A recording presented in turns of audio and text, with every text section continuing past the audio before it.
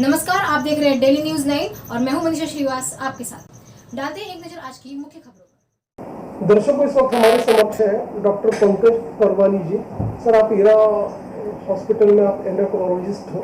Sir, हम आपसे ये जानना चाहेंगे कि लो इम्यूनिटी, ब्लड प्रेशर की वजह से देखा गया है कि आजकल ये काफ़ी प्रॉब्लम बढ़ गए पेशेंट्स में पर्टिकुलरली। तो आपका इस संदर्भ में क्या एनालिसिस है, उस संदर्भ में आप बताइए। देखिए, आज की जो भागदौड़ वाली जीवन शैली है, लोग अपनी हेल्थ पे बिल्कुल भी ध्यान नहीं रख रहे हैं। हर चीज़ का इलाज दवाइयों में ढूंढ रहे हैं। तो लोगों को ये समझना है कि अपने काम के साथ हेल्थ पे भी उतना ध्यान देना है।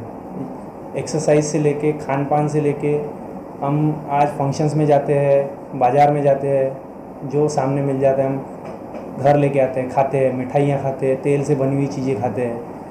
और भाग दौड़ बिल्कुल भी नहीं है। पहले के ज़माने के लोग खाते भी थे पर उतना भागते भी थे, दौड़ते भी थे। अभी हम लोगों का जीवन शैली इतना अनहेल्दी है कि हम लोग सुबह उठ रहे हैं और दिन भर भाग दौड़ और खान पान पे बिल्कुल ध्यान नहीं है। तो अगर अपनी जीवन शैली को इम्प्रूव किया जाए, खाने पीने से लेके, मतलब कुछ भी सामने आ रहा है तो हमको सोच समझ के खाना चाहिए कि हम ये क्यों खा रहे हैं, ये हेल्दी है कि नहीं। तो ये कॉमन हैबिट बनाना है। इन सब चीज़ों से बहुत सारी दिक्कतों का आसानी से इलाज किया जा सकता है। बहुत बार तो दवाइयाँ भी खाने की ज़रूरत नहीं पड़ती है। मगर लाइफस्टाइल इम्प्रूवमेंट के साथ डॉक्टर्स के पास रेगुलर चेकअप करने से, बीपी कंट्रोल और मधुमेह को कंट्रोल करने से लकवा आना, किडनी ख़राब होना और हार्ट अटैक आना, इन सब चीज़ों को बहुत आसानी से रोका जा सकता है। देखिए, जो अनकंट्रोल्ड शुगर और कोलेस्ट्रॉल की दिक्कत है, तो अनकंट्रोल्ड शुगर वो तब तक रहती है जब तक आप डॉक्टर्स के साथ कंसल्ट नहीं करते हो। लोगों का एक विश्वास है कि हम गोलियां नहीं लेंगे तो भी हम ठीक हो जाएंगे। तो ये एक सोसाइटी में एक गलत मैसेज पहुंचा हुआ है कि शुगर चेक करने से लोग डरते हैं, शुगर बढ़ गया है तो कंट्रोल नहीं करते। अपनी लाइफस्टाइल इंप्रूव करके, लाइफस्टाइल मतलब एक 30 to 45 मिनट्स डेली वॉक करना और रेगुलर फूड इनटेक पे बिल्कुल कंट्रोल करके खाना होता है। कहीं पे भी कुछ भी मिल जाता है और लोग खा लेते हैं। हर चीज़ का शुगर पे इफ़ेक्ट होता है। सही मात्रा में दवाइयाँ, एक्सरसाइज करना और खान पान पे कंट्रोल करने से हम डायबिटीज़ यानी कि मधुमेह की हर दिक्कत को आसानी से रोक सकते हैं। और आने वाली जो दिक्कत है डायबिटीज़ के अनकंट्रोल रहने की वजह से, लाइक हार्ट अटैक आ जाना, लोग बोलते हैं कि सडनली हार्ट अटैक आया, उसके पीछे का कारण ये रहता है कि लोग हर 3 महीने 6 महीने में डॉक्टर से मिलते ही नहीं है। उनका कोलेस्ट्रॉल पे कंट्रोल कितना है, बीपी पे कितना कंट्रोल है, शुगर पे कितना कंट्रोल है। और खान पान में कई बार हम लोग गड़बड़ कर लेते हैं। फिर एक डॉक्टर की विजिट के बाद एक हमको इंकरेजमेंट मिलता है कि ये नहीं खाना चाहिए। तो रेगुलर विजिट करने से हम काफ़ी कॉम्प्लिकेशंस रोक सकते हैं, डायबिटीज़, ब्लड प्रेशर और कोलेस्ट्रॉल को कंट्रोल करके। इस दिक्कत को हम सामने, अगर ये स्टाइल ऐसी रहती गई लोगों की, तो हमारे देश में यंग डायबिटीज़ के पेशेंट वैसे भी बहुत मात्रा में भी बढ़ते जा रहे हैं। तो हमें स्कूल लेवल से ही, जो हम लोग जब पढ़ते थे तब एक्सरसाइजेस करवाई जाती थी, भागदौड़ होती थी, वो सब एक रेगुलर स्कूल विजिट्स दे के इनकरेज करवाना, एक्सरसाइज करना। और यंगस्टर्स को ये एक मैसेज रहना चाहिए कि जहाँ पे भी टाइम मिले वो पैदल जाए, लिफ्ट का यूज़ ना करे, सीढ़ियाँ हैं तो सीढ़ियाँ यूज़ करें, मॉल में लिफ्ट ना यूज़ करते हुए सीढ़ियों से जाए। और हर जगह पे खाने पीने के टाइम में जैसे वो भागदौड़ कर रहे हैं, तो एक टिफ़िन में हेल्दी घर से ही लेके निकले, ताकि वो एक हैबिट बन जाए। कोई भी चीज़ हैबिट बनने के लिए टाइम लगता है। हम लोग अभी एक साइकिल को रिपीट ही नहीं कर रहे कि एक 6 हफ्ता 8 हफ्ता एक रेगुलर हेल्दी चीज़ें खाए। अगर एटलीस्ट वो 1.5 से 2 महीना हमने एक रेगुलर में वो चीज़ कर लिया तो एक आदत बन जाएगी। तो घर से सलाद लेके जाए, उबली हुई चीज़ें वो एक टिफ़िन में लेके जाए, ताकि उनको भूख लगे तो वो सब ना खाए। तो इससे काफ़ी मात्रा में हम फ्यूचर में आने वाले डायबिटीज़ के पेशेंट को रोक सकते हैं।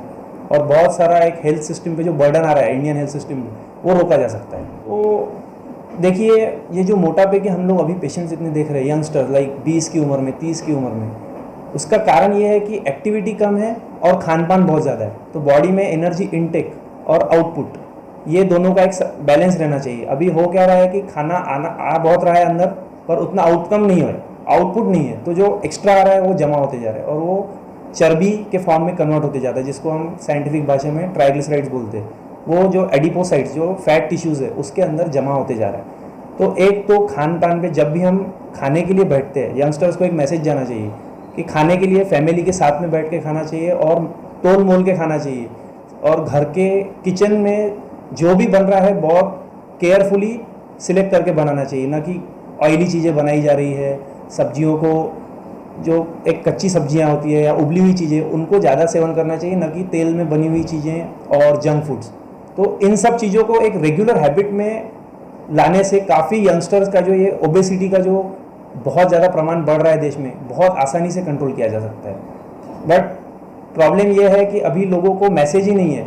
वो मोटापा होने के बाद भी डॉक्टर को कंसल्ट नहीं कर रहे हैं, और दुर्भाग्यवश सही समय पे उस चीज़ को अटैक नहीं किया जा रहा है, और अंत में फिर वो आदमी जब 50 या 55 साल की उम्र तक वो मोटा ही रह जाता है, बाद में फिर हार्ट अटैक और लकवे का शिकार हो जाता है। और अगर उसको हम स्कूल एज के बच्चों से ही कंट्रोल कर दिया जाए तो काफ़ी हद तक हम सामने के जो ये जटिल प्रॉब्लम्स है उनको रोक सकते हैं।